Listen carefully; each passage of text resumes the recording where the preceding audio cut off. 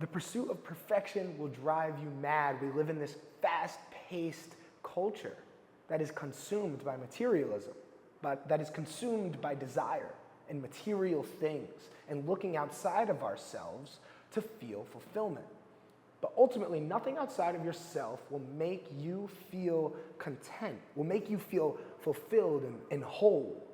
The wholeness, the feeling of fulfillment comes from within ourselves. Our external circumstances are simply a manifestation of who we are within. As we begin to tap into ourselves and understand who we are, the world aligns in a way that allows us to experience the perfection of the world. As we begin to see ourselves as perfect, as we begin to see ourselves as whole, the world gives us what we need. The world is a direct reflection of our own self-image. I am a perfectionist. I've had this trait for all of my life, and it was given to me by my father. My dad was a perfectionist. And when I was growing up, he projected that belief onto me. And as I grew up playing baseball, I needed to be the best one on the baseball team. I needed to throw the baseball harder than everybody else. I needed to throw strikes every time. I needed to get up and hit home runs. And when I was in school, I needed to get straight A's, and I couldn't have anybody else get better grades than me.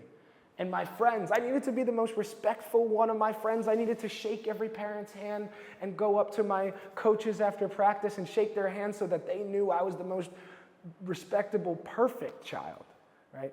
And this perfectionist trait has ultimately helped me because it showed me what is possible within my reality. When I ascribed to the perfectionist label, when I realized this trait within myself, it made who I am make a lot of sense. It made this life of abundance and prosperity that I've cultivated make even more sense when I realized that I've been on the pursuit of perfection.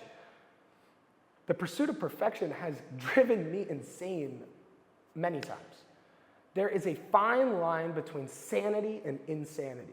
And when you're on the pursuit of perfection, you are dancing that line. Because what we create in our mind to our ego will never be perfect. But when we understand that we're living in God's mind, we live in this mental universe that God has created, of course it's perfect. It would only make sense that who we are, as we are, is perfect. In our wholeness, however we show up in the world, is perfect in this moment. Not to say that we can't set our mind into the future and create something that we love. Because to your ego, right now might not be perfect. Right now might be a drag. Right now you might hate where you are. But it's not that you hate where you are in physical reality, you hate where you are in yourself. And it's stepping into your own self, doing the work within yourself, asking yourself the questions, writing those questions down on paper, sitting with yourself in silence, finding the stillness between your thoughts that's going to allow you to flip the switch and create what you want in life to see the perfection. Because perfection is not something that we create. Perfection is something that we notice. Perfection is an innate trait to our reality. There's nothing to change. The world is perfect as it is. We are perfect as we are. But as we become more self-realized, as we begin to dive back into ourselves, we see the perfection more often. And when we see the perfection of God's creation more often, we begin to see ourselves in the world, and the world becomes a reflection of who we are. So as I lead a life of abundance, of generosity, of love, I begin to see that reflected back to me. As I live a life of love throughout my college years, and I really step into God and faith, and I repeat over and over and over again, I am loving awareness, I am loving awareness, with every action.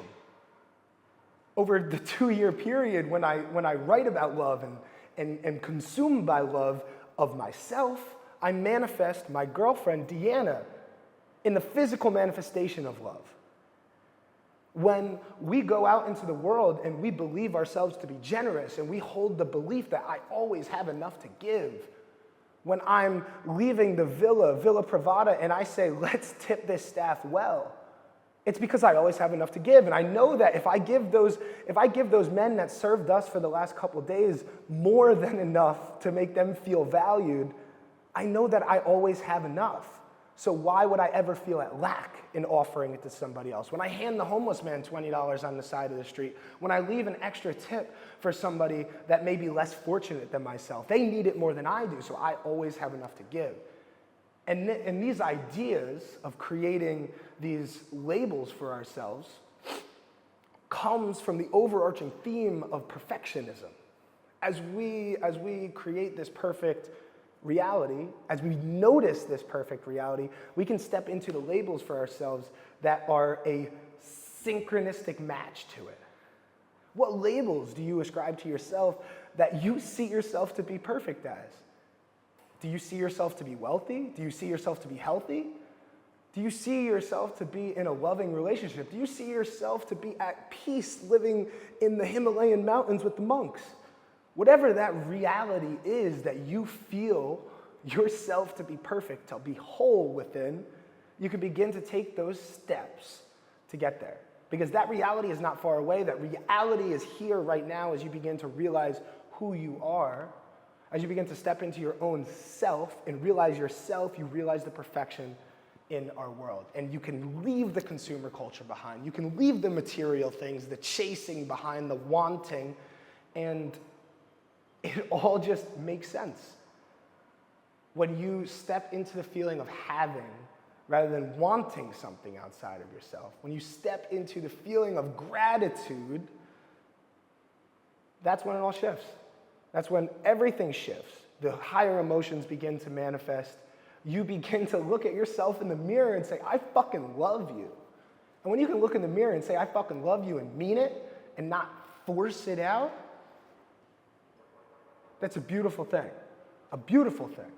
When you can walk through the world and look at other people and say you love them and mean that from the bottom of your heart, that's a beautiful thing.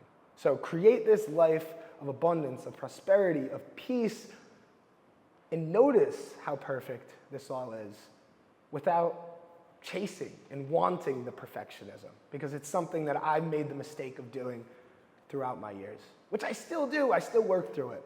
So thank you so much for being here with me. I'm in here in beautiful Tulum, Mexico, in this penthouse with this dope graffiti in the back. We're creating all sorts of content. And click that next video. I make all sorts of videos on consciousness, spiritual awakening, self-realization, self-development, all that good stuff. So much love, all the peace and blessings to you. Thank you for being here with me, hanging out, because this is what we do now. So much love. Talk to you later.